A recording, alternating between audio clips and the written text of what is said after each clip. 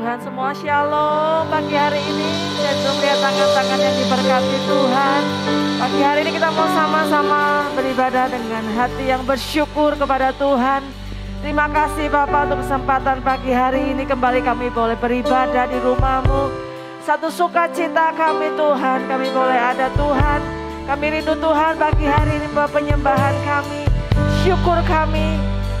Sembah kami lebih lagi di hadapan-Mu Tuhan. Terima kasih Bapa. Kami mau siapkan hati kami pagi hari ini untuk kami datang memuji, menyembah Engkau Tuhan di dalam nama Tuhan Yesus. Haleluya. Mari sama-sama kita mau katakan amin. Berikan kemuliaan bagi nama Tuhan. Haleluya. Kita percaya bahwa Dialah Allah sumber kekuatan kita. Yang percaya katakan amin. Haleluya. Haleluya. Allah sumber kuatku, Allah sumber kuatku, Allah sumber kuatku dan bagai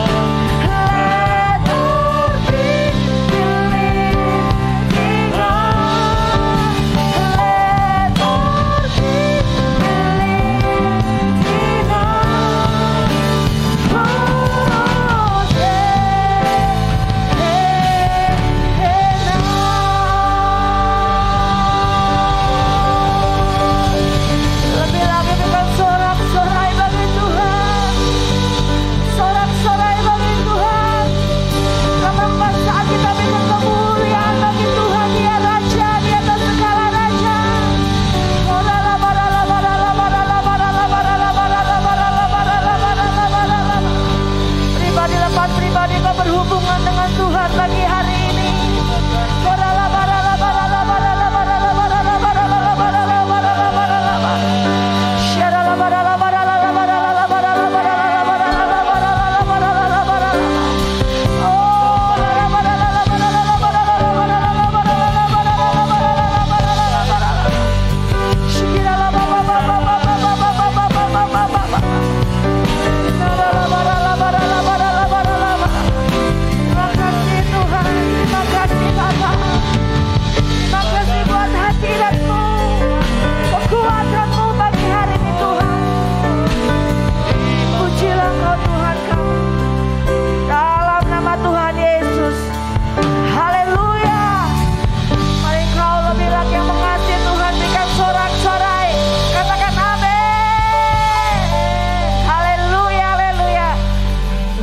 Tuhan, saya persilakan kita duduk, kita akan melakukan kegiatan sepekan.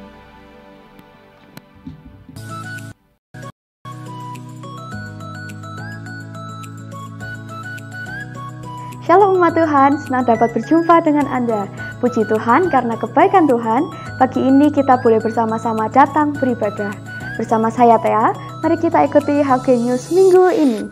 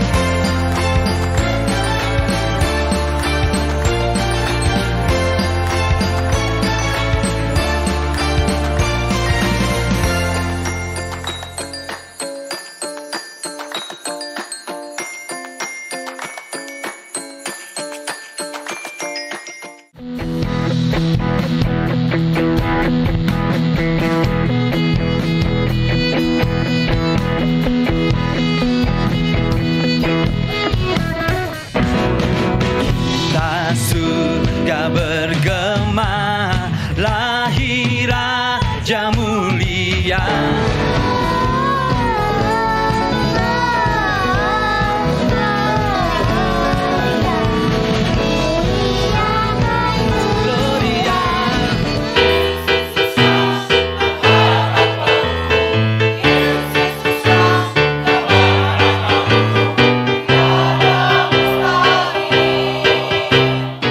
Firman Allah itu ditujukan kepada manusia, sehingga Tuhan jadi manusia dan tinggal bersama-sama dengan kita. The first Noel, the angel did say, was to certain poor shepherds in fields as they lay. Going to the earth, the Lord is come. Let us receive her King. Let every heart prepare and heaven and nature sing, and heaven and nature sing, and heaven and nature. 1, 2, 3. Alami kuasa dan hadirat Tuhan dalam Morning Call yang diadakan setiap Selasa, Kamis, dan Sabtu jam 6 pagi melalui Zoom. Bagi Anda yang sedang sakit dan membutuhkan dukungan doa, dapat memberikan informasi ke sekretariat dan akan didoakan dalam Morning Call. Buat adik-adik, jangan lewatkan Natal anak ya, yang akan diadakan pada Rabu, 23 Desember jam 4 sore di gereja. Khusus minggu ini, Menara doa diadakan pada Sabtu 24 Desember jam 6:30 malam di gereja. Ibadah Natal akan diadakan pada Minggu 25 Desember jam 7 pagi di tempat ini. Ibadah hanya diadakan satu kali. Ibadah awal tahun akan diadakan pada Minggu 1 Januari jam 7 pagi di tempat ini. Ibadah hanya diadakan satu kali. Masing-masing kul dapat membawa makanan untuk perjamuan kasih. Khusus Minggu 25 Desember dan Minggu 1 Januari, ibadah anak diadakan pada pukul 7 pagi. Doa puasa bersama 1-21 Desember dengan pokok doa sebagai berikut.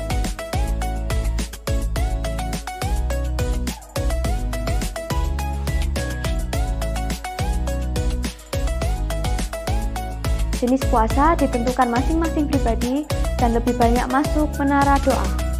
Doa puasa ini wajib untuk pekerja serta dihimbau untuk jemaat. Mari masuk menara doa puasa bersama Bapak dan Ibu Gembala setiap hari jam 11 sampai jam 12 siang di gereja. Dukung dan doakan pelayanan di GBI House of Grace Semarang yang diadakan setiap minggu jam 9 pagi di Hotel Wis. Persembahan dapat dimasukkan di kotak dekat pintu masuk setelah ibadah. Selain itu, juga dapat diberikan melalui transfer atau scan barcode berikut.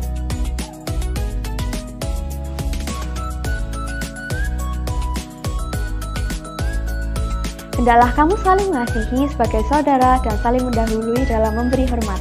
Demikian HOG News minggu ini. Tuhan Yesus memberkati.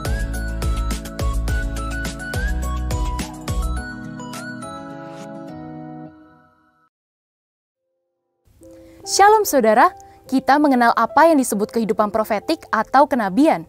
Siapa saja sih yang bisa memiliki kehidupan profetik? Kitab Kisah Para Rasul menuliskan semua orang akan memiliki kehidupan profetik. Dalam Voice of Pentecost kali ini kita akan membahas profetik untuk semua. Sebenarnya apa sih kehidupan profetik itu? Pada dasarnya, kehidupan profetik terdiri dari dua langkah.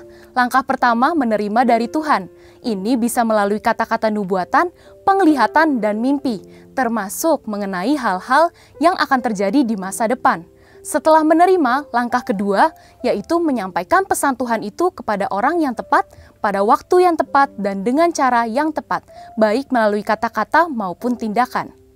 Hal ini dinubuatkan dalam Yoel 2 ayat 28-29 di mana pada zaman akhir anak-anak, pemuda, dan orang tua akan dipenuhi oleh Roh Kudus. Janji ini sudah digenapi dalam Pentakosta pertama yang dituliskan di dalam Kisah Para Rasul 2 ayat 17 di mana Roh Kudus sudah dicurahkan dan orang-orang percaya bergerak dalam pelayanan profetik. Hal yang sama terjadi juga saat Pentakosta kedua. Nah, ini saatnya di era Pentakosta ketiga, kita percaya apa yang dialami murid-murid di Yerusalem dan di Azusa Street juga akan kita alami. Setelah mengetahui janji Tuhan ini, sebagai orang percaya yang dipenuhi oleh Roh Kudus, kita perlu menyadari bahwa setiap profesi dan panggilan Tuhan kepada kita semuanya adalah pekerjaan Tuhan dan memiliki nilai ibadah dan pelayanan di dalamnya. Saat kita merawat pasien, mengajar sebagai guru, atau membersihkan ruangan sebagai cleaning service, ketahuilah bahwa saat itu pun kita sedang melayani pekerjaan Tuhan. Jadi, jika kita melakukan pekerjaan tersebut sambil dipenuhi Roh Kudus, menerima pesan Tuhan, kemudian menyampaikan pesan itu sesuai kehendak Tuhan, maka sesungguhnya kita sudah memiliki kehidupan profetik di tempat kerja kita. Dalam langkah berikutnya, jika saudara terus membiasakan untuk tanya Tuhan dalam segala yang saudara kerjakan atau hadapi setiap hari, maka gaya hidup saudara akan menjadi gaya hidup yang profetik. Setidaknya ada dua alasan mengenai pentingnya semua orang percaya memiliki kehidupan profetik. Pertama, kita perlu tuntunan Roh Kudus dalam setiap pekerjaan yang kita lakukan, baik berupa tuntunan ataupun larangan. Sebagai contoh, sebagai pelajar kita bisa minta tuntunan Roh Kudus mengenai jurusan apa yang terbaik untuk kita ambil saat kuliah. Di sisi lain, kita yang sudah bekerja memiliki kemungkinan menghadapi orang-orang yang berniat buruk kepada kita, seperti menipu, memanipulasi data, korupsi, dan sebagainya.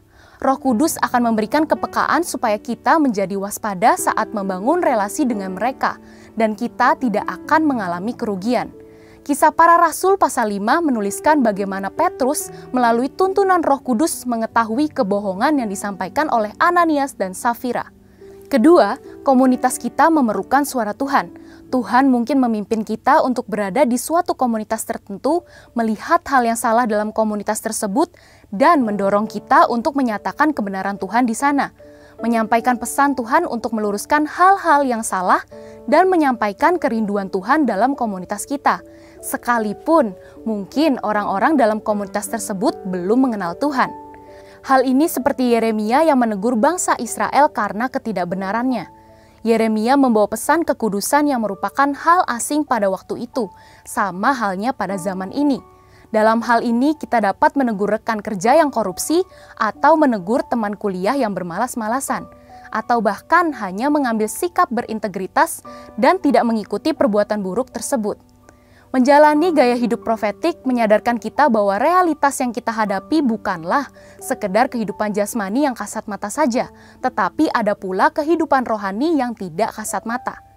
Saat kita membiasakan untuk selalu tanya Tuhan, Dia akan melatih kita untuk mendengar suaranya, menuntun kehidupan kita kepada keberhasilan, atau bahkan menitipkan suara kenabian kepada kita untuk disampaikan kepada komunitas. Maka dari itu, nyatanya kehidupan profetik itu tidak seaneh yang dipikirkan oleh orang-orang di luar kelompok Pentakosta. Karena janji Tuhan bahwa Roh Kudus akan dicurahkan atas semua manusia. Ya, profetik itu untuk semua. Saudara, untuk penjelasan lebih lengkapnya dari tim teologi kami, silakan buka link di atas atau scan QR Code yang tersedia. Maranatha, Tuhan Yesus memberkati kita semua.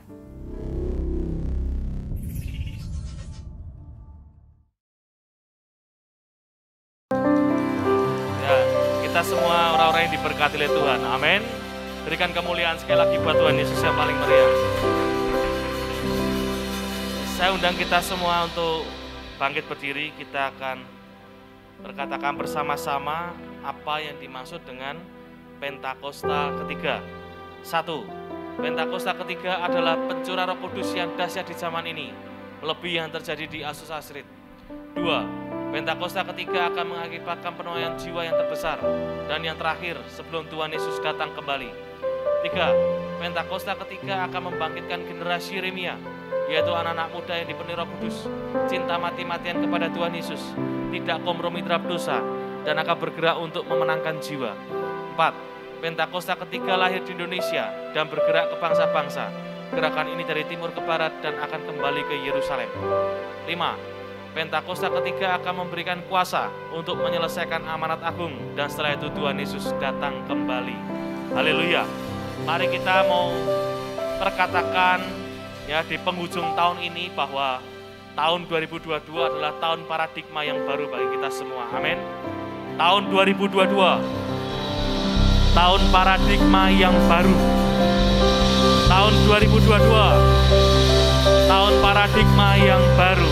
Berikan kemuliaan bagi Tuhan Yesus. Mari kita berdoa syafaat. Bapa, kami ucap syukur untuk pagi hari ini. Engkau yang menganugerahkan bagi setiap kami Tuhan, kesehatan, kekuatan dalam kehidupan kami. Kami boleh beribadah, berdoa, memuji dan menyembah Engkau ini semua karena kasih karunia Tuhan yang berlimpah dalam kehidupan kami. Kami berdoa untuk pemimpin rohani, Ketua BPP GPI, Bapak Pendeta Dr. Rubin Adi Abraham, Ketua BPD GPI Jateng dan DIY Bapak Pendeta Gideon Rusli, Ketua Perwil Baradaya Bapak Pendeta Ruben Sunarto, Bapak dan Ibu Rohani, Bapak Pendeta Dr. Insinyur Niko Nyota Harjo yang di Jakarta, Ibu Pendeta Muda Mulyanti Swarnaya dan Purwokerto, dan Gembala Jemaat Bapak Pendeta Timotius Andi Cahyono dan keluarga di tempat ini Tuhan. Kami berdoa, kami menopang bagi setiap mereka ini ya Tuhan Yesus, supaya mereka ini bergerak di dalam rencana-Mu yang luar biasa Tuhan. Setiap mereka ini hamba-hamba-Mu ini boleh semakin hari semakin cinta Tuhan, hidup dalam roh takut akan Tuhan, dan melakukan apa yang menjadi kehendak-Mu ya Tuhan Yesus. Engkau yang memperlengkapi, Engkau yang menuntun, memimpin langkah setiap kehidupan mereka Tuhan. Engkau yang membuat kehidupan mereka ini menjadi berhasil di dalam nama Tuhan Yesus. Keluarga demi keluarga diberkati Tuhan, pelayanan-pelayanan diberkati Tuhan, dan menyenangkan hati Tuhan. Terima kasih Tuhan Yesus, kami berdoa untuk kota Wonosobo, di mana kami boleh tinggal di kota ini, suatu anugerah-Mu ya Tuhan. Engkau yang memberkati kota Wonosobo ini berlimpah-limpah susu dan madunya. Kami juga berdoa Tuhan di dalam segala aspek kehidupan di kota Wonosobo ini, Tuhan yang memberkati untuk pemerintahan yang ada, Bapak Bupati, Wakil Bupati, dan seluruh jajaran yang ada. Engkau yang berikan hikmat bagi mereka Tuhan, supaya mereka ini juga mengerti apa yang menjadi kehendak-Mu ya Tuhan untuk kota Wonosobo ini ya Tuhan Yesus semakin maju dan berkembang. Kami juga berdoa Tuhan untuk setiap gereja-gereja-Mu Tuhan di kota Wonosobo ini bersatu hati Tuhan Yesus untuk memenangkan banyak jiwa Tuhan. Dan kami percaya akan terjadi lawatan Tuhan yang besar, penuaian jiwa-jiwa itu boleh terjadi bagi kota Wonosobo ini ya Tuhan Yesus. Terima kasih ya Tuhan, terima kasih. Kami juga berdoa untuk bangsa Indonesia, di mana bangsa Indonesia adalah bangsa yang besar. Engkau yang memberkati Tuhan dari Sabang sampai Merauke ini ya Tuhan Yesus. Bangsa Indonesia ini diberkati oleh Engkau ya Tuhan Yesus. Engkau yang punya rencana yang besar bagi bangsa Indonesia ini ya Tuhan Yesus. Kami berdoa ya Tuhan, karuniakan keamanan bagi bangsa Indonesia ini. Engkau yang memberkati pemimpin yang ada, Bapak Presiden, Bapak Jokowi, Bapak Wakil Presiden, Bapak Ma'ruf Amin Tuhan, MPR, DPR, dan seluruh para menteri yang ada, semuanya Tuhan, TNI dan Polri, mereka ini juga bekerja dalam roh takut akan Tuhan, membawa bangsa Indonesia ini maju dan berkembang ya Tuhan Yesus. Kami percaya Tuhan, Engkau punya rencana yang dahsyat dan luar biasa bagi bangsa Indonesia ini Tuhan Yesus. Untuk tahun depan ini Tuhan adalah tahun politik di mana akan mempersiapkan pemilu ya Tuhan Yesus di tahun 2024. Kami percaya Tuhan, Engkau yang akan memilih Tuhan Yesus, Engkau yang menetapkan setiap pemimpin-pemimpin yang takut akan Tuhan untuk memerintah di bangsa Indonesia ini ya Tuhan Yesus. Kami berdoa Tuhan untuk lawatan Tuhan juga boleh terjadi untuk jiwa-jiwa, penuaian jiwa-jiwa, mulai dari Sabang sampai Merauke Tuhan, sampai ke daerah-daerah, sampai ke desa-desa. Banyak orang yang akan mencari wajah-Mu ya Tuhan Yesus. Kami juga berdoa Tuhan, dalam menghadapi resesi ini ya Tuhan Yesus, kami percaya Tuhan yang memberkati setiap kami Tuhan Yesus. Gereja Tuhan diberkati oleh Engkau ya Bapa, supaya kami bisa juga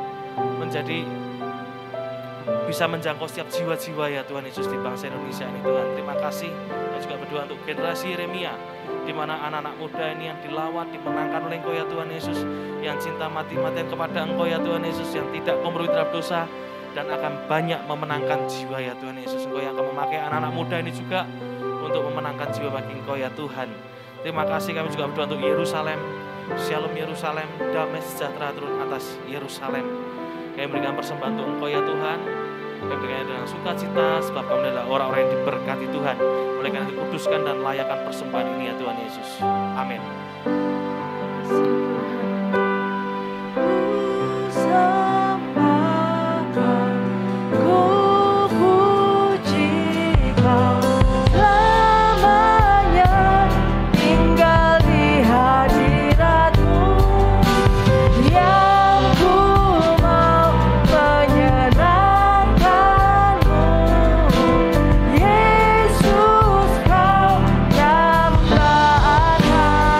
Kami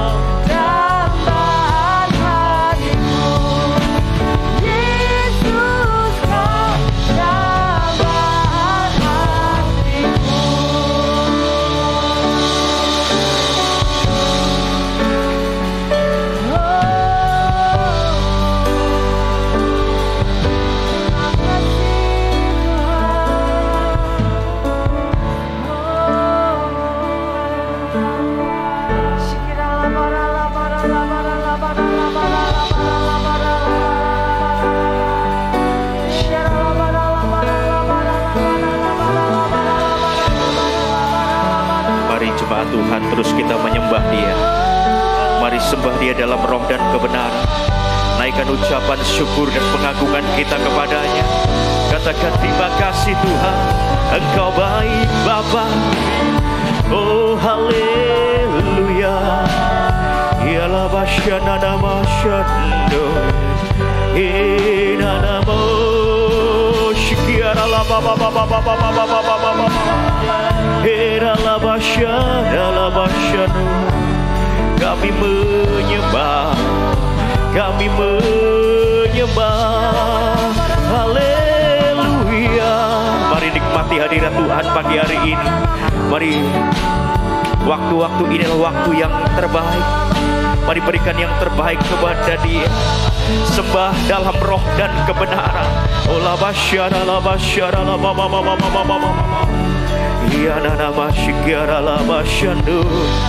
Iya la basyara la baba baba baba baba baba baba baba. Iya la baba baba baba baba baba. Iya nana masyando. Oh, haleluya. Allah basyikar Allah baba baba baba baba baba baba. Iya nana basyar Allah baba baba. Iya nana baba baba baba baba baba baba. Makasih Tuhan Yesus. Terima kasih Bapa buat waktu-waktu kami boleh ada di tempat kudus-Mu Tuhan. Terima kasih buat kasih karunia-Mu Bapa. Makasih buat hadirat Tuhan pagi hari ini. Terima kasih buat kekuatan yang baru. Makasih Tuhan Yesus. Dan saat ini Bapa, kami mau persiapkan hati kami, hidup kami untuk terus ditaburi benih-benih kebenaran firman Tuhan. Firman yang akan terus membawa kami untuk sungguh-sungguh mengerti dan melakukan kehendak Bapa pada zaman ini. Firman yang mendidik kami dalam kebenaran. Firman yang berikan kami kekuatan yang baru. Mari Roh Kudus kuasai kami seluruhnya. Kuasai hidup kami Tuhan. Terangi mata hati dan pikiran kami. Kami dapat menangkap dan mengerti apa yang Engkau mau ya Tuhan. Kau memakai kehidupan hamba-Mu yang tidak ada apa-apanya. Biarlah pengurapan Tuhan saja yang memampukan hamba-Mu untuk menyampaikan pesan-Mu bagi gereja-Mu Bapa. Roh Kudus berbicaralah kepada setiap kami. Ini waktu-Mu Tuhan. Kami siap mendengarkan. Dalam nama Tuhan Yesus yang percaya dan siap mendengarkan firman Tuhan, sama-sama katakan amin. Silakan duduk Bapak dikasih Tuhan. Shalom. Ya, puji nama Tuhan. Ya, mungkin sebelum saya sampaikan firman, Bapak Ibu yang di belakang bisa agak maju lagi ke depan ya, supaya bangku-bangku yang di depan ini terisi ya, karena masih banyak bangku yang kosong. Ayo Bapak Ibu yang ada di belakang, ayo mulai maju ke depan, isi yang ada di depan dulu ya, supaya enggak terlalu jauh jaraknya. Ya, puji nama Tuhan. Ya. Terima kasih buat kesempatan yang diberikan oleh Bapak Gembala kepada saya untuk menyampaikan apa yang Tuhan taruh dalam hati saya. Pagi hari ini saya mau berbagi tentang penyembahan yang berkenan. Mari kita buka dulu Alkitab kita, Bapak Ibu yang bawa Alkitab. Kalau membawa Alkitab ya, biasanya Alkitab ada di HP kita. Tapi juga saya tampilkan di PowerPoint dalam Yohanes pasal yang keempat, ayat yang ke-21 sampai ayat yang ke-24. Saya akan bacakan dan Bapak Ibu bisa simak baik-baik apa yang firman Tuhan katakan. Yohanes pasal yang keempat, ayat yang ke-21 sampai 24, demikian firman Tuhan. Kata Yesus kepadanya, percayalah kepadaku, hai perempuan, saatnya akan tiba bahwa kamu akan menyembah Bapa bukan di gunung ini dan bukan juga di Yerusalem. Kamu menyembah apa yang tidak kami kenal. Kami menyembah apa yang kami kenal. Sebab keselamatan datang dari bangsa Yahudi, tetapi saatnya akan datang dan sudah tiba sekarang, bahwa penyembah-penyembah benar akan menyembah Bapa dalam roh dan kebenaran. Sebab Bapa menghendaki penyembah-penyembah demikian. Allah itu roh, dan barang siapa menyembah Dia harus menyembahnya dalam roh dan kebenaran. Amin. dalam ayat ini, kalau Bapak Ibu nanti bisa baca satu pasal ini, dari pasal yang keempat, Yohanes pasal yang keempat, satu perikop dari ayat yang pertama sampai ayat yang ke-42, adalah perjumpaan antara Tuhan Yesus dengan seorang perempuan Samaria. Dalam perjalanan Tuhan Yesus memasuki wilayah Samaria. Samaria itu dulunya itu adalah ibu kota dari kerajaan Israel Utara. Jadi setelah masa pemerintahan Raja Salomo, kerajaan Israel itu terpecah menjadi dua, yaitu kerajaan Yehuda dan kerajaan Israel. Kerajaan Yehuda pusatnya di Yerusalem dan Israel ada di Samaria, ibu kotanya. Kemudian Samaria ini ditaklukkan oleh Raja Asyur, sehingga terjadilah asimilasi atau perkawinan campur antara orang-orang Israel dengan orang-orang yang tidak mengenal Tuhan. Karena itulah yang membuat akhirnya orang Yahudi ini tidak mau bergaul dengan orang-orang Samaria.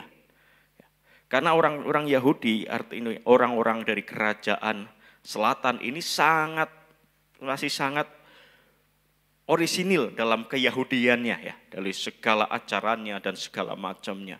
Sedangkan orang Samaria ini udah bercampur dengan bangsa-bangsa lain. Makanya ketika Tuhan Yesus mau berbicara dengan orang Samaria ini, dengan perempuan Samaria ini, perempuan Samaria ini heran mengapa ada orang Yahudi mau berbicara dengan orang Samaria. Dari pembicaraan tentang air, karena waktu Tuhan Yesus sedang haus dan meminta air, bicara tentang air kehidupan, sampai akhirnya tentang menyembah dalam roh dan kebenaran. Begitulah kira-kira secara singkat saya jelaskan tentang perikop ini, tentang cerita ini. Jadi mengapa orang Samaria tidak bergaul dengan orang-orang Yahudi? Kita tahu latar belakangnya. Dan bicara tentang penyembahan, apa yang Alkitab katakan tentang penyembahan? Jadi salah satu tujuan Allah menciptakan manusia, menciptakan kita, adalah untuk memiliki hubungan dari hati ke hati dengannya. Untuk terkoneksi, supaya kita terkoneksi dengannya melalui penyembahan. Kekristenan itu bukan sekedar agama, bukan sekedar sesuatu yang rutinitas agamawi, tetapi berbicara tentang hubungan yang dipulihkan antara kita dengan Tuhan. Ketika manusia jatuh dalam dosa, ketika Adam dan Hawa jatuh dalam dosa, hubungan yang terjalin itu rusak karena dosa.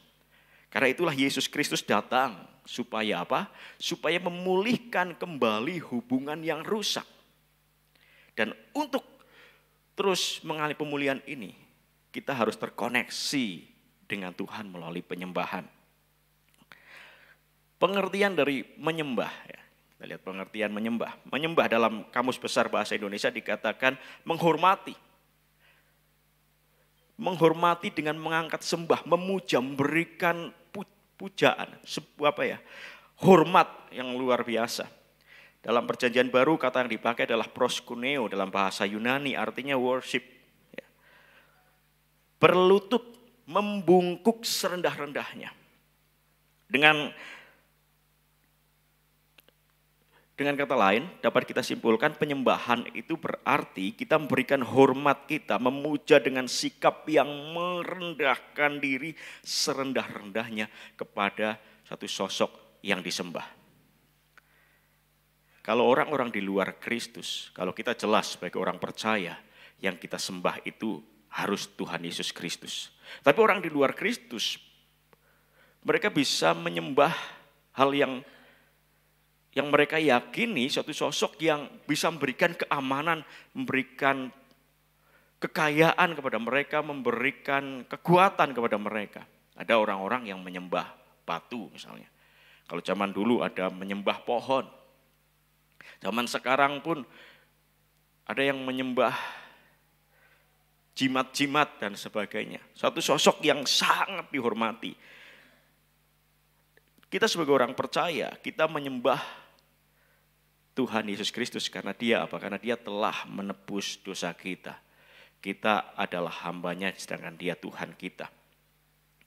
Apa sih pentingnya penyembahan dalam kehidupan kita orang percaya? Karena Tuhan Yesus jelas mengatakan bahwa kita harus menyembah kepada Tuhan. Kita harus menyembah kepada Tuhan, bukan kepada yang lain. Pentingnya penyembahan. Apa sih kenapa orang Kristen kita harus menyembah Tuhan? Bukankah percaya saja cukup? Kenapa kita harus menyembah Tuhan? Penyembahan kepada Kristus akan membawa kita akan jadi semakin serupa dengan Kristus. Ketika kita memuja sesuatu, maka kita akan dibawa untuk menjadi serupa dengan apa yang kita puja. Kalau kita punya orang yang kita kagumi, kita pasti akan meniru dengan orang yang kita kagumi. Itu baru manusia. Misalnya nih anak-anak muda kagum dengan artis Korea. Fan dengan artis Korea. Dandanan rambutnya, gaya pakaiannya akan sesuai dengan artis itu, akan meniru artis itu. Anak-anak muda suka dengan pemain band, misalnya anak-anak suka musik, suka dengan pemain band. Gaya musiknya, cara mainnya akan meniru orang yang ia idolakan. Dulu saya bukan mengidolakan ya bisa dikatakan mengidolakan. Ada satu sosok yang saya idolakan, kakak kelas saya. Ketika saya mengidolakan orang ini, maka saya menjadi berusaha meniru serupa dengan orang ini. Cara berjalannya, cara menyelesaikan masalahnya. Ketika menghadapi masalah, caranya bagaimana. Bahkan cara nulisnya mirip. Akhirnya menjadi mirip. Nah masalahnya ketika itu orang ini adalah bukan orang yang baik gitu ya. Jadi akhirnya menjadi hal yang tidak baik. Bayangkan itu baru sosok manusia. Dan ketika kita menyembah Allah yang hidup, Tuhan kita Yesus Kristus, maka kita akan dibawa untuk menjadi semakin serupa dengan Kristus. Ketika kita sungguh-sungguh memuja Dia dengan segenap hati kita mengasihi Dia dengan sepenuh hidup kita menyembah Dia dengan seluruh kehidupan kita, maka kita akan dibawa menjadi semakin serupa Kristus. Dalam tingkah laku kita, dalam pemikiran kita, dalam seluruh aspek hidup kita. Ketika kita menjadi serupa dengan Kristus, maka pikiran Kristus yang memimpin hidup kita. Hikmat Kristus yang memimpin hidup kita. Ketika hari-hari ini kita menghadapi tantangan yang berat. Ketika tahun 2023 dikatakan tahun yang tidak mudah. Menghadapi itu semua, maka pikiran Kristus yang akan memimpin hidup kita. Ketika kita menyembah Dia sungguh-sungguh. Yohanes pasal yang keempat ayat 21 ini Tuhan Yesus berkata kepada perempuan Samaria ini. Kata Yesus kepadanya, percayalah kepadaku hai perempuan, saatnya akan tiba bahwa kamu akan menyembah Bapa bukan di gunung ini dan bukan juga di Yerusalem. Apa yang mau Tuhan Yesus katakan kepada perempuan ini? Juga ini yang Tuhan mau ingatkan kepada kita pagi hari ini.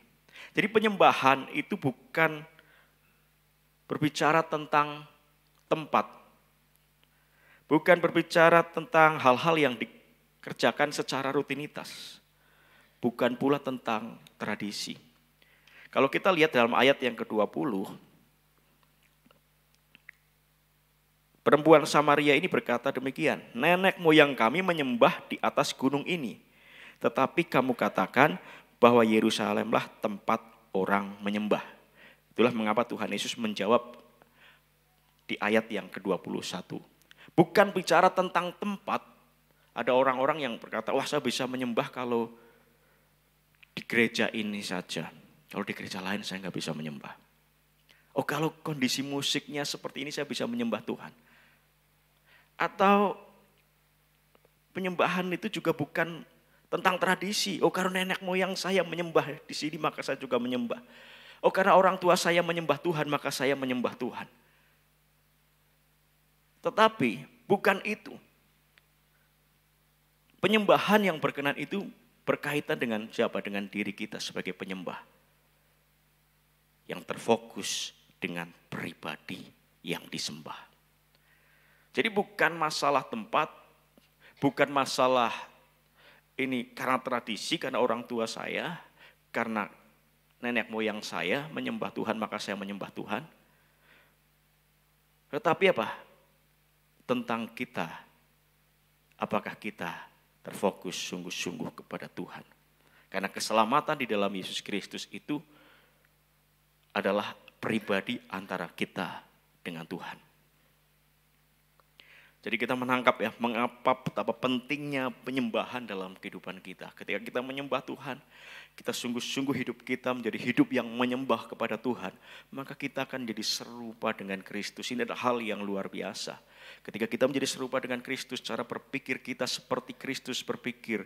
Cara berbicara kita, bagaimana kita melakukan segala sesuatu.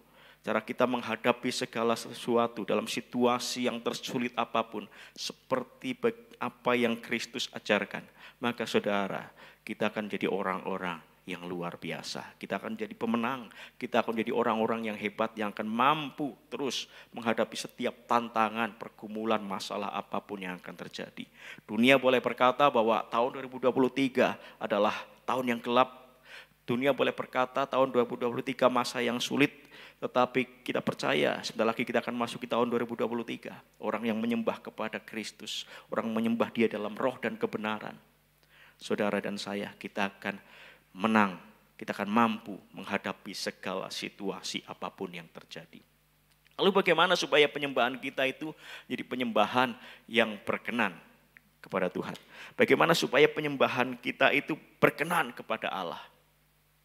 Berapa hal yang saya bagikan kepada Bapak Ibu. Yang pertama kita harus memiliki pengenalan akan Allah.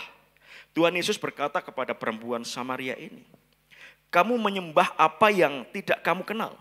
Kami menyembah apa yang kami kenal. Kita harus menyembah sosok yang kita kenal.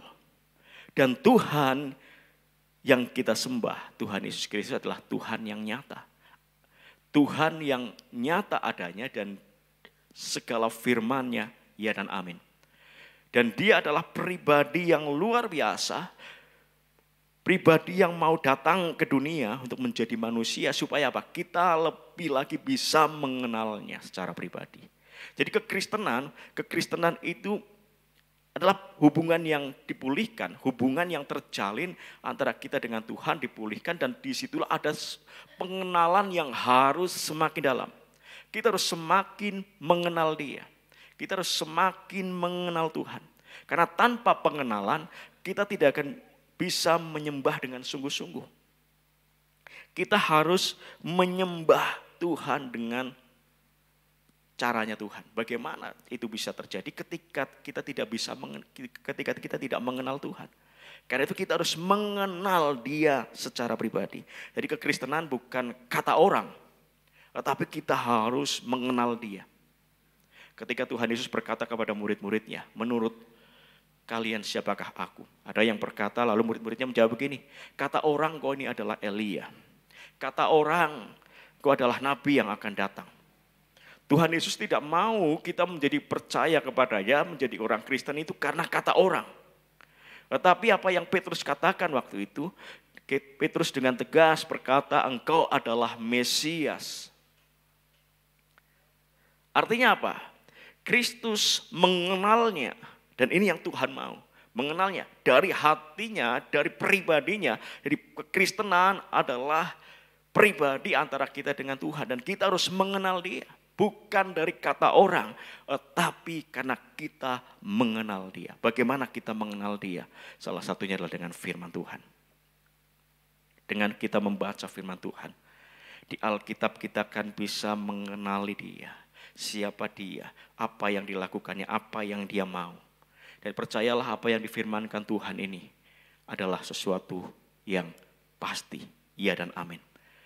Ketika kita percaya kepada firman Tuhan, lalu kita melakukan firman Tuhan, maka hal itu akan membuat pengenalan kita akan Tuhan itu semakin dalam. Kita akan dibawa untuk mengerti bahwa Dia adalah benar-benar Tuhan yang hidup dan nyata dalam kehidupan kita. Kalau kita mau pelajari firman Tuhan lebih lagi, kita belajar firman Tuhan, kita mendengarkannya dengan sepenuh hati, kita melakukannya, maka kita akan mengalami pengenalan bahwa oh ya betul, Yesus itu adalah Tuhan dan Dia adalah nyata. Mungkin ketika kita menghadapi pergumulan, kita menghadapi masalah belum tentu hal yang jelek, karena masalah bisa membuat kita bisa mengenal Tuhan. Karena lewat masalah itu ketika kita melakukan firman-Nya, maka kita bisa melihat hal-hal yang ajaib yang Tuhan nyatakan.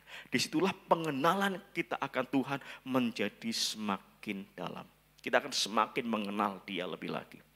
Ketika kita menghadapi sakit, penyakit, dan kita sudah berusaha berobat tapi belum mengalami kesembuhan. Tetapi ketika kita mengalami kesembuhan, kita mengalami mujizat, kita berdoa, maka kita tahu bahwa Dia benar-benar Allah Sang Penyembuh. Tentu saja kita akan semakin mengenal Dia. Ketika kita ada dalam kekurangan, kita menghadapi masalah ekonomi, tapi kita dengar firman Tuhan. Firman Tuhan tetap berkata demikian, firman Tuhan berkata tetap kembalikan apa yang menjadi milik Tuhan. Kembalikan persepuluhan. Mungkin secara hitung-hitungan manusia ini adalah sesuatu yang gak masuk akal. Bagaimana ketika saya dalam masa kekurangan, tetapi Alkitab tetap mengajarkan jangan lupa tetap kembalikan persepuluhan. Dan ketika kita melakukan, kita mengalami pemeliharaan Tuhan. Disitulah kita tahu bahwa Dia adalah Tuhan yang nyata dan benar adanya dalam kehidupan kita. Kita harus memiliki pengenalan secara pribadi dengan Tuhan. Jadi kekristenan itu bukan kata orang, tetapi karena pengenalan akan Tuhan kita secara pribadi dengan Dia.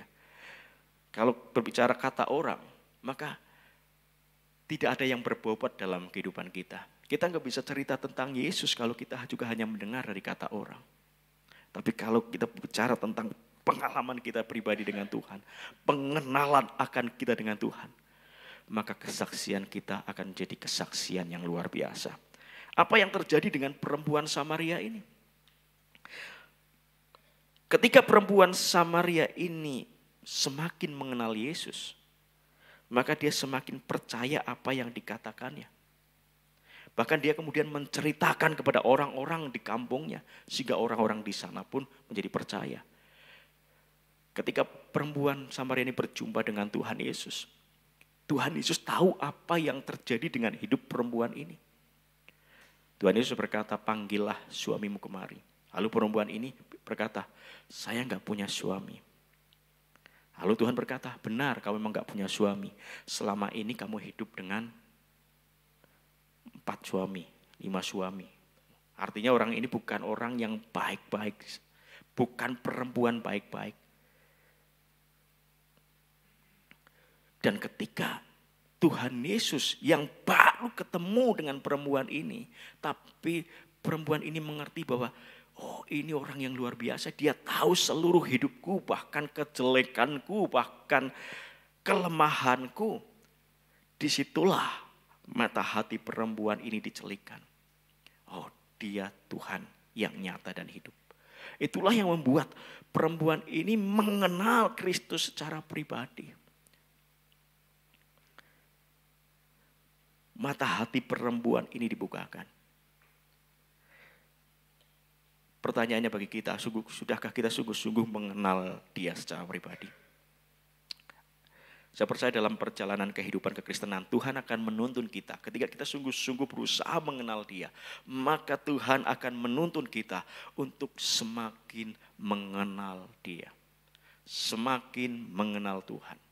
Semakin yakin dan percaya bahwa firman Tuhan itu ya dan amin. Saya ingat ketika saya mulai awal-awal lahir baru. Waktu itu saya dapatkan firman Tuhan. Tuhan berkata dalam Markus 16, tanda-tanda ini akan menyertai orang-orang yang percaya. Mereka akan mengusir setan demi namaku. Mereka akan menumpangkan tangan atas orang sakit dan orang itu akan sembuh. Ketika saya tangkap firman ini, saya berkata, Tuhan ya, saya percaya. Firman Tuhan itu ya dan amin. Saya mau melangkah Tuhan. Saya mau ketika ada orang sakit, saya doakan orang sakit. Ada dari mereka yang kemudian disembuhkan. Lalu muncul pertanyaan dalam diri saya. Tuhan, ini kalau orang yang sakit kemudian didoakan sembuh, ini apakah benar-benar sembuh karena kuasa Tuhan atau karena kebetulan sembuh? Ya bisa saja, misalnya sakit demam ya, 1, 2, 3 hari belum sembuh, lalu ke dokter belum sembuh. Pas hari ke-7 saya doakan misalnya, ternyata pas obatnya pas bekerja, pas sembuh kan, misalkan dilalah sembuh, apa itu dilalah? Ya. Nah timbul pertanyaan Tuhan, apakah benar nih bahwa kesembuhan ini karena Tuhan atau karena memang kebetulan sembuh? Lalu Tuhan itu memberikan jawabannya. Suatu saat ada seorang yang sakit dan sudah berobat ke berbagai tempat belum disembuhkan. Ya waktu itu belum ada BPJS, belum ada Kartu Indonesia Sehat. Karena Pak Jokowi belum jadi presiden ya. Nah, lalu orang ini datang, bagaimana kalau didoakan? Mau enggak didoakan? Tapi kami adalah orang Kristen, didoakan secara Kristen. Oh iya, mau, yang penting saya sembuh. Nah kalau sudah berkata yang penting saya sembuh ya, mau enggak? Tapi saya doanya secara Kristen dan ingat yang menyembuhkan itu Tuhan Yesus. Kita ceritakan tentang Yesus Kristus, kita doakan. Suatu saat ketika didoakan, dia itu sakit perutnya waktu itu. Ini udah lama sekali jadi saya agak lupa, tapi sakit perutnya, kalau nggak salah sakit perutnya. Ketika didoakan, kemudian besoknya itu datang lagi dia 3 hari kemudian dia datang lagi. Sakit di perutnya ini sembuh. Tapi lehernya yang sekarang jadi sakit. Wah ini aneh kan? Aneh kan? Sakit di perut sudah diobati ke berbagai tempat termasuk ke paranormal dan semuanya. Tidak sembuh-sembuh. Datang minta didoakan, sembuh di perut tapi pindah ke leher. Lalu dia berkata 3 hari sudah enggak makan. Enggak bisa makan. Yang makan cuma bubur halus dan sedikit. Badannya lemes. Lalu akhirnya saya datang mendoakan dengan teman saya dan kita doakan masuk ke rumahnya. Rumahnya karena namanya orang yang sangat sederhana di desa, rumahnya juga agak sempit. Mejanya besar gitu, kalau di kampung itu ada meja besar ya. Lalu saya duduk, saya di samping kanannya bapak ini dan teman saya di samping kirinya. Kita doakan, saya tumpang tangan pakai tangan kiri di pundaknya. Teman saya tumpang tangan pakai tangan kanan di pundaknya. Kita doa. Saya doa enggak sampai 5 menit. Bahwa dalam nama Tuhan Yesus sembuh. Oleh bilur-bilur Yesus sembuh. Lalu saya bilang gini sebelum saya pulang, Pak, percaya Tuhan Yesus yang menyembuhkan. Kalau sampai nanti ngerasa sakit, sebut nama Tuhan Yesus. Iya. Saya pulang. Tapi sesuatu yang aneh terjadi ketika saya melangkahkan kaki dan keluar dari pintu rumah orang itu. Saya merasakan tangan yang buat saya tumpang tangan itu tiba-tiba ngerasa capek. Tangan kiri saya tiba-tiba ngerasa capek. Seperti habis mengangkat beban yang sangat berat. Agak kemeng-kemeng sedikit. Kemeng itu bahasa Indonesianya apa ya? Kemeng. Nah, agak susah ini ya bahasa Indonesia, kemeng. Tapi agak kemeng-kemeng sedikit. Capek sekali. Saya simpan dalam hati dulu ini. Ini ada apa ini? Karena begitu saya keluar dari pintu rumah orang itu, tiba-tiba celeng. Celeng ini apa ya? Celeng. Loh, kok tangan saya seperti ini ya? Wah, kayak capek, kayak ngangkat itu ya memang masih ada tenaganya ya. Tapi kayak ngerasa capek sekali. Kemudian saya cerita dengan teman saya ini dan dia juga merasakan hal yang sama. Tangan kanannya juga merasakan hal yang sama. Ketika saya tanya sama Tuhan, Tuhan ini apa? Lalu Tuhan jawab gini, bukankah kamu tanya? Bukan kamu nanya gitu ya, bukan gitu ya. Kamu nanya, bukan gitu. Tapi bukankah kamu bertanya bahwa kamu ingin bukti kan bahwa ini benar-benar kuasaku yang menyembuhkan orang-orang itu. Jadi Tuhan kasih bukti ini ada pertarungan, peperangan di sana. Kuasa kegelapan dengan kuasa Tuhan. Bayangkan, tidak sampai 5 menit saya cuma berdoa begini. Tapi tiba-tiba seperti habis mengangkat beban yang sangat berat. Nah, itulah satu pengalaman dalam kehidupan saya yang membuat saya mengerti bahwa Allah kita yang kita sembah itu nyata adanya. Dia Tuhan yang nyata, dia benar-benar hidup, dia benar-benar Tuhan yang layak kita sembah. Dia Tuhan yang dahsyat, Tuhan kita Yesus Kristus. Amin. Ayo miliki pengenalan akan Tuhan. Percaya firman-Nya, lakukan meskipun sepertinya tidak masuk akal.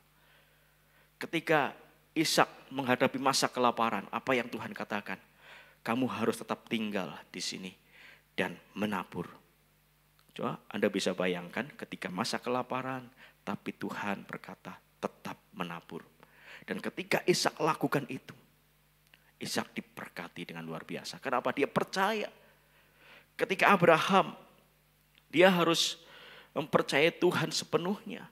Bahkan ketika menghadapi situasi yang terberat sekalipun, ketika Abraham diminta untuk mempersembahkan anaknya. Tapi dia lakukan itu. Dia tetap lakukan dengan ketaatan penuh kepada Tuhan. Dan apa yang terjadi? Dia bisa melihat bahwa Allah itu Allah yang menyediakan. Tuhan sediakan korban bakaran itu. Jadi ayo kenali Tuhan secara pribadi. Miliki pengenalan akan Tuhan. Ketika kita memiliki pengenalan akan Tuhan, maka kita akan bisa menyembah Dia dengan kesungguhan, dengan hormat, dengan sepenuh hati kita. Dan saya percaya itulah persembahan yang berkenan kepada Tuhan. Inilah penyembahan yang berkenan. Ketika kita menyembah Tuhan, ekspresi kita nggak main-main. Ketika kita mengangkat tangan sungguh-sungguh. Bukan sekedar karena luapan emosi. Tapi sepenuh hati kita mengangkat tangan. Ketika kita muji Tuhan, kita bertepuk tangan karena sungguh-sungguh. Kita tahu Dia Allah yang hidup, Allah yang perkasa. Jadi seseorang yang memiliki pengenalan akan Tuhan, dia akan memberikan penyembahan yang terbaik kepada Tuhan.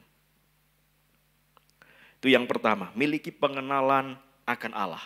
Yang kedua, bagaimana supaya penyembahan kita berkenan kepada Tuhan, hidup yang dibenarkan. Ayat yang ke-23 Tuhan Yesus berkata, tetapi saatnya akan datang dan sudah tiba sekarang, bahwa penyembah-penyembah benar akan menyembah Bapa dalam roh dan kebenaran. Sebab Bapa menghendaki penyembah-penyembah demikian. Perhatikan kata penyembah-penyembah benar. Saudara dan saya adalah pribadi atau orang-orang yang dibenarkan. Bukan karena perbuatan kita, tapi kita dibenarkan karena kasih karunia Tuhan. Bagaimana proses kita itu dibenarkan? Yaitu ketika kita menerima Dia sebagai Tuhan dan Juru Selamat kita secara pribadi. Dan itu adalah kasih karunia Tuhan. Jadi untuk kita bisa memberikan penyembahan yang berkenan, tentu saja kita harus menjadi pribadi yang dibenarkan dulu oleh Tuhan. Yaitu dengan apa? Dengan kita menerima Dia sebagai Tuhan dan Juru Selamat secara pribadi. Jadi ingat ya bahwa kekristenan itu bukan karena keturunan, tetapi pribadi kita dengan Tuhan. Bukan rombongan ya, keselamatan bukan rombongan, tapi hubungan kita pribadi dengan Tuhan. Nah, ketika kita dibenarkan, kita punya hak untuk menyembah Dia. Orang-orang di luar Kristus, mereka nggak bisa menyembah Tuhan. Kenapa? Mereka nggak percaya kepada Tuhan. Bagaimana mereka bisa menyembah kepada Yesus kalau mereka tidak percaya? Jadi ketika kita percaya, terima Yesus sebagai Tuhan dan Juru Selamat, maka status kita dibenarkan. Bukan karena perbuatan baik kita, tapi karena kasih karunia Tuhan, dan itu karena iman. Kita apa? Menerima Dia sebagai Tuhan dan Juru Selamat.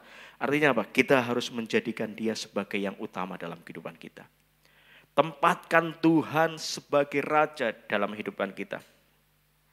Ini adalah prinsip yang paling dasar dalam kehidupan kita sebagai orang percaya.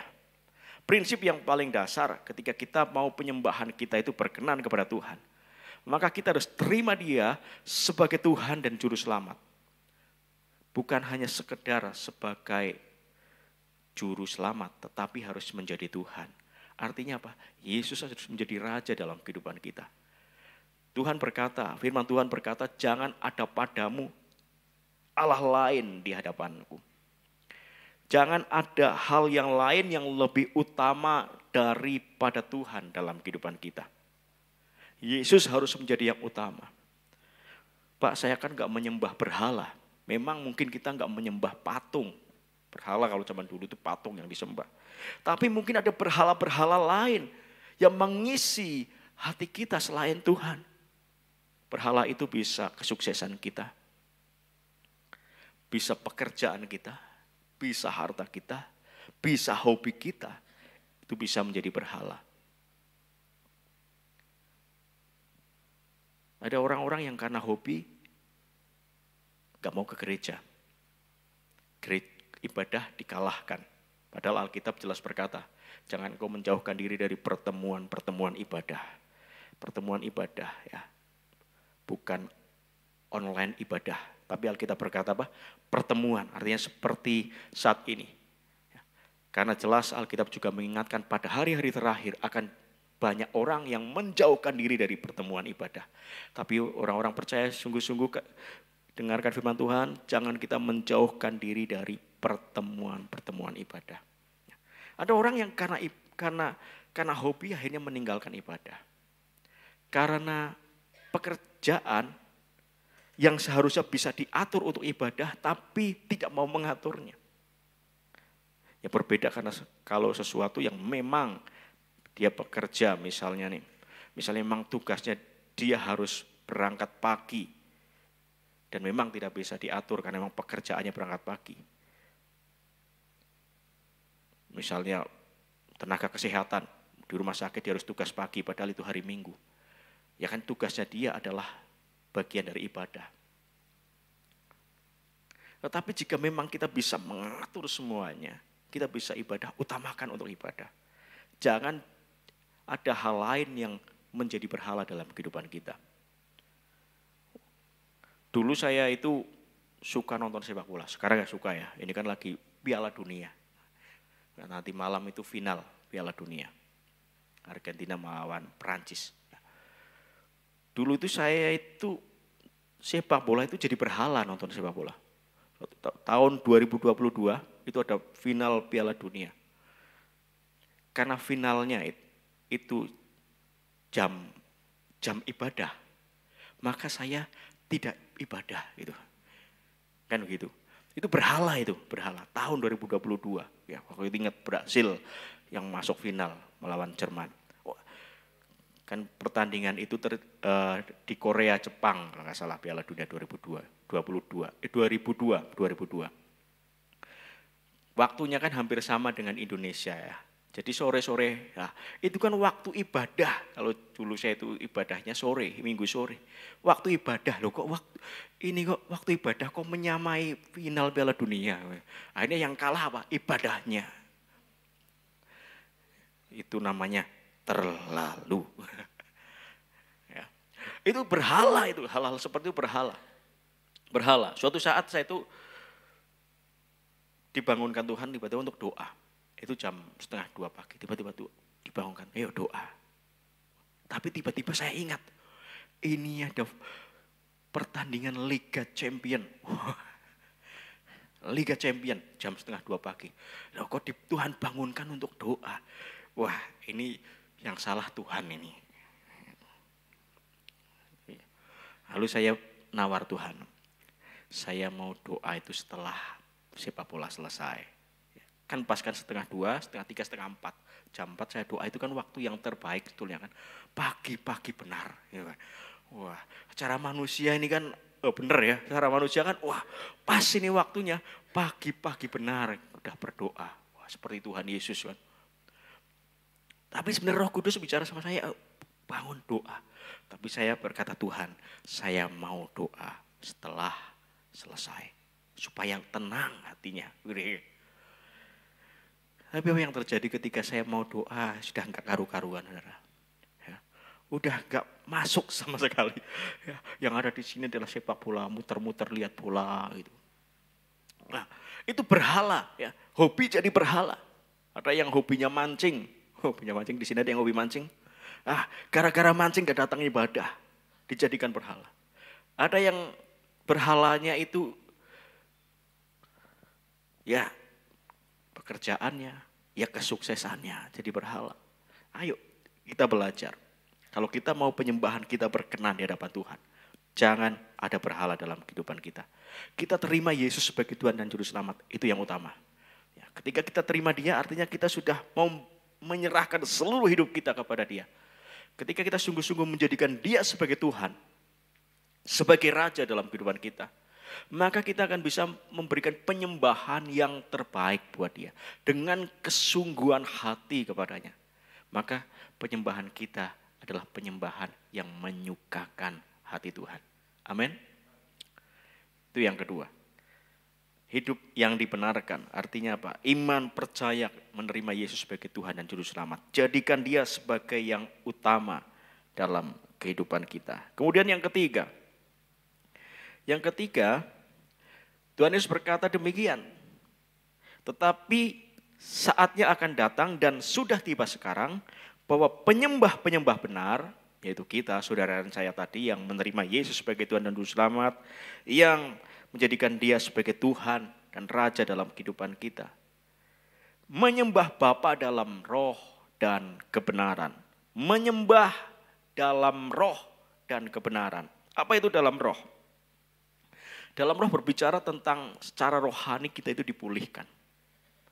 Ya, ingat tadi bahwa ketika manusia jatuh dalam dosa, maka hubungan itu terpisah. Manusia terpisah dengan Tuhan. Dan kedatangan Tuhan Yesus ke dunia untuk memulihkan hubungan kita dengan Tuhan. Dan secara roh kita itu dipulihkan dengan Tuhan. Nah, kita harus membangun keintiman secara roh ini dengan Tuhan. Jadi seperti seorang anak dengan bapa. Hubungan yang semakin dekat, kita memiliki keintiman dengan roh Allah. Ingat ketika kita terima Yesus, maka rohnya tinggal dalam hati kita. Ini akan membawa kita untuk terus terkoneksi dengan Tuhan. Secara roh, kita menyembah Dia dalam roh. Artinya apa? Secara roh kita terus terkoneksi. Jadi ingat apa yang di awal saya sampaikan bahwa penyembahan bukan berbicara tentang tempat. Ya, bukan berbicara tentang tradisi atau rutinitas. Memang ekspresi kita dalam menyembah bisa mengangkat tangan, kita bisa bersujud, kita bisa susah sekali, mengadahkan. Ya begitulah ya. Itu ekspresi-ekspresi dalam penyembahan. Tetapi ingat, roh kita harus tetap terkoneksi. Ketika roh kita terkoneksi, kita tidak peduli dimanapun kita tetap bisa menyembah Tuhan. Mau di kuburan kita tetap bisa menyembah Tuhan. Mau di gereja kita bisa menyembah Tuhan. Di pasar pun kita tetap terkoneksi dengan Tuhan. Yang lagi buka toko, kita kejualan, hati kita, roh kita tetap terkoneksi dengan Tuhan. Ketika kita menghadapi pergumulan yang berat, ketika kita menghadapi masalah yang berat, kita pun roh kita tetap terkoneksi dengan Tuhan. Hati kita, roh kita tetap menyembah Dia secara roh. Apa yang terjadi ketika kita menghadapi situasi yang berat tetapi kita tetap bisa menyembah Dia?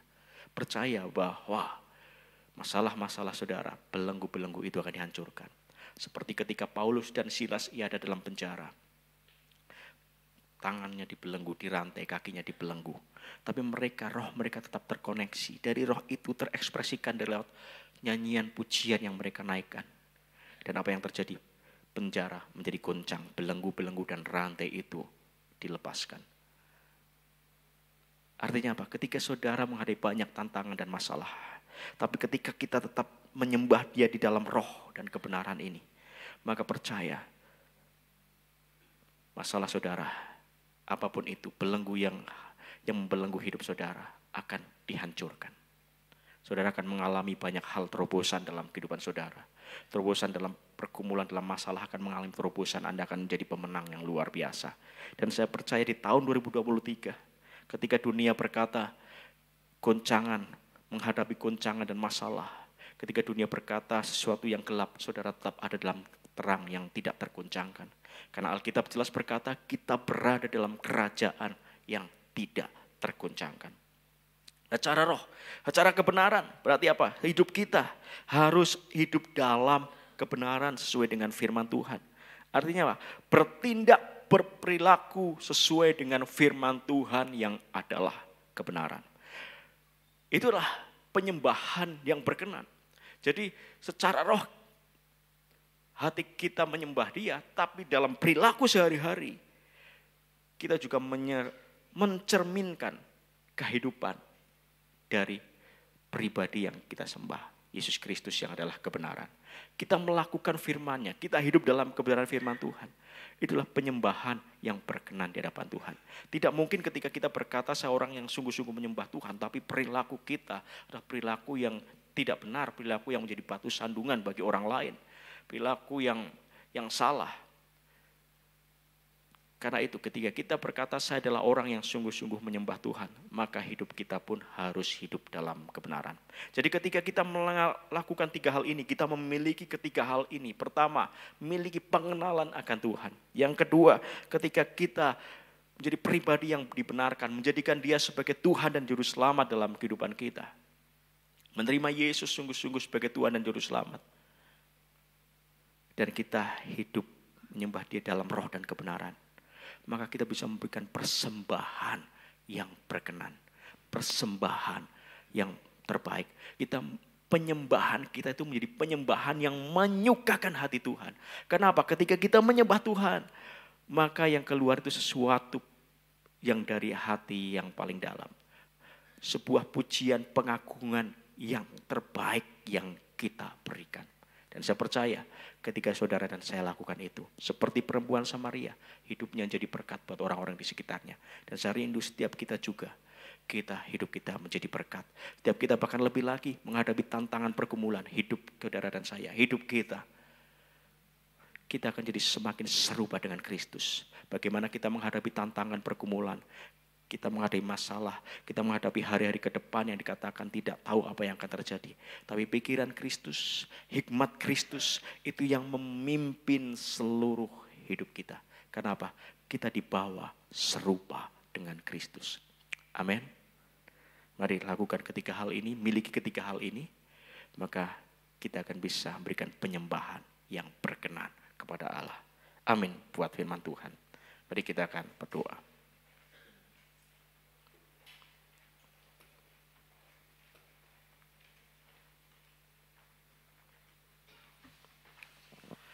Yuk mari Bapak Ibu kita bangkit berdiri, kita renungkan apa yang kita dengar pagi hari ini. Bagaimana Tuhan mengajar kita menjadi penyembahan yang berkenan kepada Tuhan. Kita memiliki penyembahan yang berkenan kepada Tuhan. Biarlah hidup kita memberikan penyembahan yang terbaik, penyembahan yang berkenan kepada Dia. Yesus Kristus yang rela datang ke dunia.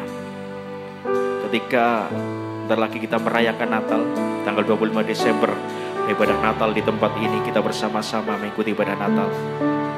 Natal adalah kasih terbesar dari Tuhan. Dia datang ke dunia untuk apa? Memulihkan hubungan yang rusak. Memulihkan hubungan yang rusak. Dan kekristenan adalah hubungan yang dipulihkan antara kita dengan Tuhan. Tuhan mau kita menyembah Dia dalam roh dan kebenaran. Tuhan mau, Tuhan rindu kita memberikan penyembahan yang terbaik, penyembahan yang berkenan kepada Tuhan. Biarlah sungguh-sungguh bukan hanya sekedar rutinitas. Penyembahan bukan sekedar sebuah tradisi.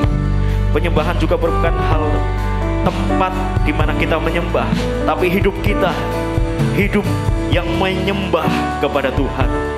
Ola basyikara la basyakara la baba baba. Ona nama syikara la basyana. Mari kita menyembah Dia, sembah dalam roh dan kebenaran. Berikan yang terbaik pagi hari ini. Apa yang Tuhan ajarkan kepada kita pagi hari ini, mari ekspresikan dengan sepenuh hati kita. Kita menyembah Dia. Oh nana masyara la baba shano. Iya nana masyara la baba baba baba baba. Haleluya.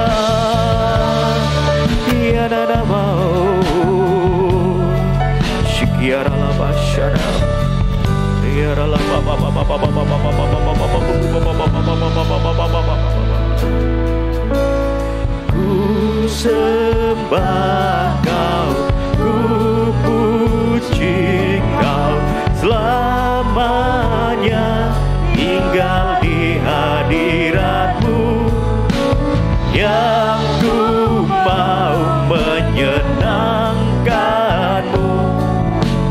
Yesus, Kau dambaan hatiku. Katakan, ku sembah Kau Tuhan. Ku sembah Kau, ku puji Kau, selamanya tinggal di hadirat-Mu, yang ku mau menyenangkan. Yesus, Kau dambaan hatiku. Mari lebih lagi dengan sepenuh hati kita. Ku sembah Kau, ku puji Kau, selamanya tinggal di hadirat-Mu, yang ku mau menyenangkan-Mu. Yesus, Kau dambaan hatiku. Mari kita sembah Dia. Ola pasyikara la pa pa pa pa pa pa pa. Ya la pasyikara la pa pa pa pa pa pa pa pa. Ya la pa pa pa pa pa pa pa pa. Mari dengan segenap hati, segenap jiwa sembah Dia dalam roh dan kebenaran. Anda yang sudah dikaruniai bahasa roh, mari menyembah Dia dalam bahasa roh. Anda yang belum dikaruniai bahasa roh, sembah Dia dengan bahasa akal budi.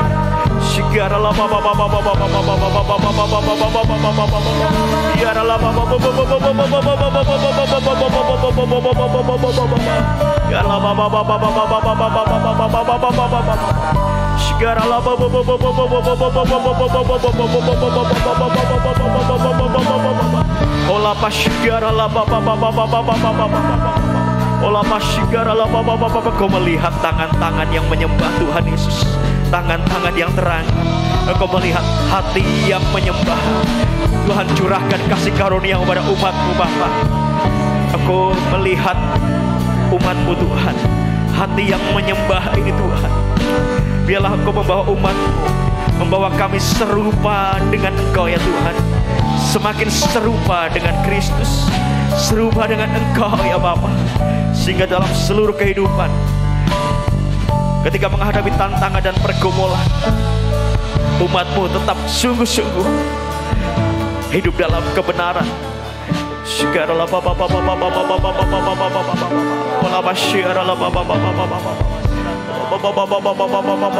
Mari nyatakan kemuliaan lebih lagi pada umat-Mu Bapa. Bahwa kami terus menjadi penyembah-penyembah yang berkenan ya Bapa. Bahwa kami menjadi penyembah-penyembah yang berkenan. Dan kami percaya penyembahan juga menghadirkan kuasa. Kami akan melihat terobosan-terobosan yang besar ketika hidup kami adalah menjadi penyembah yang berkenan di hadapan Tuhan. Kami akan melihat hal-hal yang besar yang akan Tuhan nyatakan dalam kehidupan kami.